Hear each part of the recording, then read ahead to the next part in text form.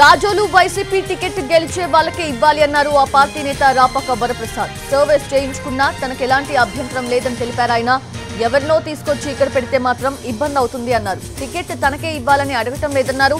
ఎంపీగా పోటీ చేయాలన్నా సంతోషంగా చేస్తాను అని స్పష్టం చేశారు రాపాక వరప్రసాద్.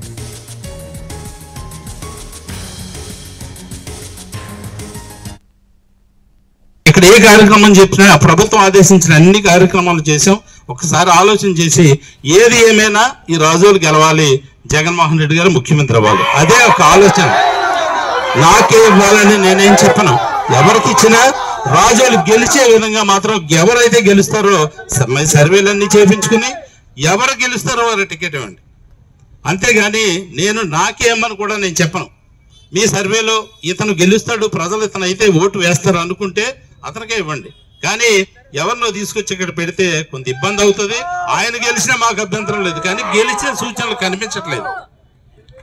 గెలిచే సూచనలు కనిపించినటువంటి వ్యక్తిని పెట్టి మరలా మూడోసారి కూడా మరి వేరే పార్టీకి ఎమ్మెల్యే వెళ్ళే పరిస్థితి ఉండకూడదు. ఎందుకంటే ఇక్కడ ఉన్నటువంటి కార్యకర్తలు అందరూ కూడా మూడోసారి 2 సార్లు చాలా బాధలు అనుభవించి ఉన్నారు. ఇప్పుడైనా ఆనందంగా ఈసారి గెలిపించాలన్నటువంటి కోరికతో ఉన్నారు. జగన్మోహన్ రెడ్డి గారు ఒకసారి ఆలోచన చేసి ఆయన ఎమ్మెల్యేకి వెళ్ళమన్నారు, ఎంపీకి వెళ్ళమన్నారు. ఎంపీకి వెళ్ళమంటే సంతోషంగా వెళ్తాను, ఎమ్మెల్యేకి వెళ్ళమన్నా సంతోషంగా వెళ్తాను. ఒకవేళ లేదు నువ్వు దేనికి వెళ్ళొద్దన్నా ఆ పార్టీలోనే కొనసాగుతాను. నేనేమి ఆయన చెప్పినటువంటి ఆదేశాలని పాటిస్తూ ఈ పార్టీలో ఉంటాను, సేవ చేస్తాను. వెళ్ళమంటే దేనికి వెళ్ళమంటే దానికి వెళ్తాను, దేనికి వెళ్ళొద్దు నువ్వు సేవ చేయమంటే కూడా సేవ.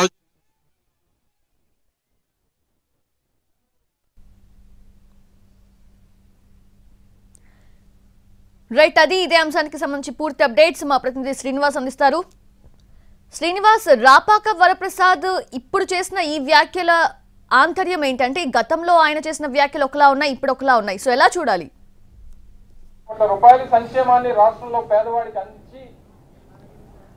సౌజన్య అంబేద్కర్ కోనసీమ జిల్లా రాజోల్ నియోజకవర్గంలోని వైసీపీ ఆవిర్భావ దినోత్సవ సభలోని రాజోల్ ఎమ్మెల్యే రాపాక వరప్రసాద్ సంచలన వ్యాఖ్యలు చేయడం జరిగింది. అయితే ఇక్కడ రాజోలు ఈ టికెట్ విషయంలోని, అసెంబ్లీ టికెట్ విషయంలోని ముఖ్యమంత్రి జగన్మోహన్ రెడ్డి మరోసారి పునరాలోచన చేయాలని చెప్పేసి ఆయన సంచలన వ్యాఖ్యలు చేశారు. అలాగే ఈ విషయంలో ఇక్కడ కావాలంటే అక్కడ రాజోల్ నియోజకవర్గంలోని సర్వే నిర్వహించి సర్వేలో ఎవరికి బాగుంటే వాళ్ళకి టికెట్ కేటాయించాలని చెప్తున్నారు. అయితే ఇప్పటికే రాజోల్ నియోజకవర్గంలోనే 2 సార్లు వైసీపీ ఇక్కడ ఓటమి చెందింది. అందుచేతన మరోసారి ఓటమి చెందకుండా మూడోసారి వరుసగా ఓటమి చెందకుండా ఉండాలంటే ఒక్కసారి టికెట్ విషయంలో పునరాలోచన చేయాలని చెప్పేసి ఆయన సంచలన వ్యాఖ్యలు చేయడం జరిగింది. అయితే ఈ విషయానికి వచ్చి చూసినట్లయితే ఇటీవలే రాపాక వరప్రసాద్ను అమలాపురం పార్లమెంటు వైసీపీ ఇన్ఛార్జిగా ఆయనకి కేటాయించడం జరిగింది. అలాగే ఇటీవల తెలుగుదేశం పార్టీలోంచి రాజోల్కి ఇక్కడ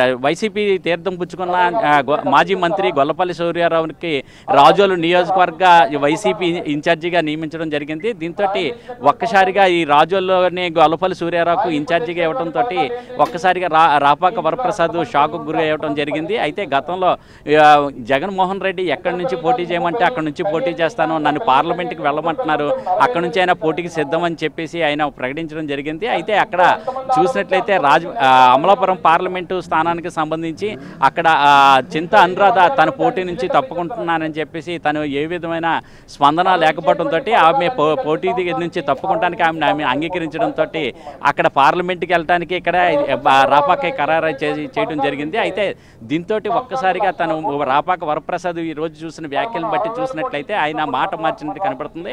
ఇప్పటికే చూసినట్లయితే గతంలో ఎంపీగా పోటీ చేస్తానన్న ఆయన ఇప్పుడు మళ్ళీ అధిష్టానం దృష్టికి ఇప్పుడు రాపాక మళ్ళీ తను ఈ రాజోలు సీటు విషయమే మరొకసారి పునరాలోచన చేయాలని చెప్పేసి డిమాండ్ చేయడం జరుగుతున్నది. గత కొద్ది రోజులుగా చూసినట్లయితే గొల్లపల్లి సూర్యారావుకి రాజోలు ఇన్ఛార్జిగా నియమించడంతో ఇక్కడ అంతా కూడా వైసీపీలోని అసంతృప్తులు నెలకొన్నాయి. అయితే టీడీపీ వాళ్ళు ఇప్పటికే ఆయన అంతా కూడా ఎవరు కూడా రాలేదు. కేవలం గొల్లపల్లి సూర్యారావుతో పాటు కేవలం 5 మంది వ్యక్తులు మాత్రమే ఆయన వెంట వైసీపీలో జాయిన్ అయ్యారు.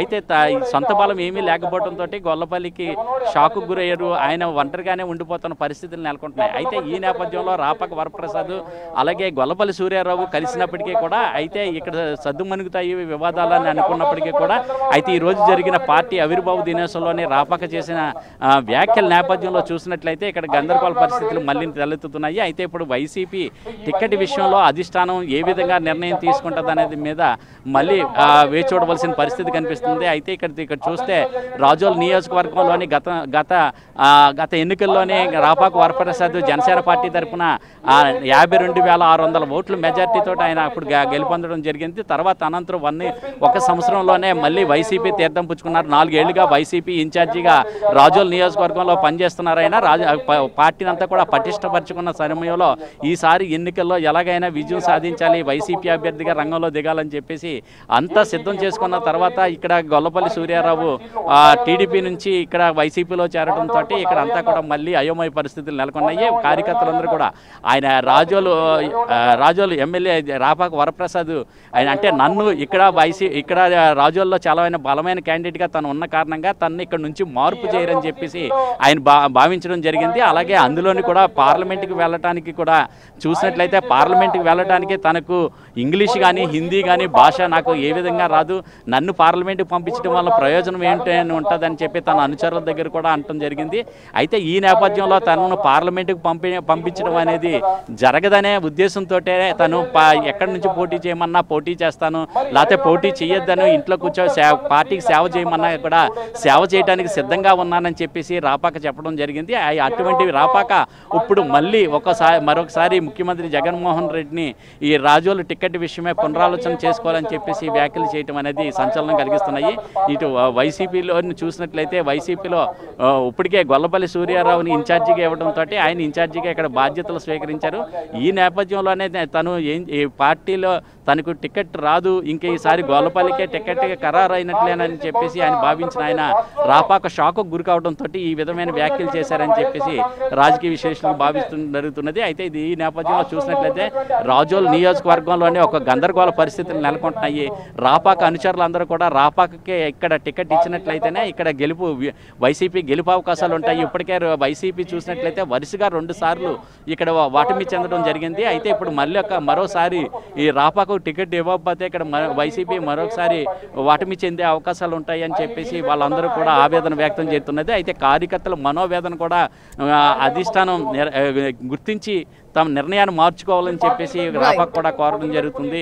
అలాగే ఇక్కడ చూసినట్లయితే గత ఎన్నికల్లో చూసినట్లయితే ఇక్కడ వైసీపీగా అభ్యర్థిగా పోటీ చేసిన బొంతు రాజేశ్వరరావు చూస్తే 51,400 ఓట్లు మాత్రమే ఆయనకు రావడం జరిగింది. ఆయన 2వ స్థానంలో ఉన్నాడు.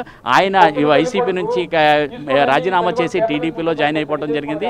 అయితే టీడీపీలోని 43,200 ఓట్లు వచ్చిన గొల్లపల్లి సూర్యారావు చూసినట్లయితే అప్పుడు ఇక్కడ టీడీపీ నుంచి వైసీపీలోకి వచ్చి చేరడం జరిగింది. అయితే బలమైన అభ్యర్థులు ఇద్దరు కూడా వైసీపీలో ఉండటంతో రాజోల్లో బలం పెరిగింది. అయితే అభ్యర్థి విషయం అయితే మట్టికి ఇది ఇరు వర్గాల మధ్య వివాదం నెలకొన్నట్టుగా చెప్పవచ్చు.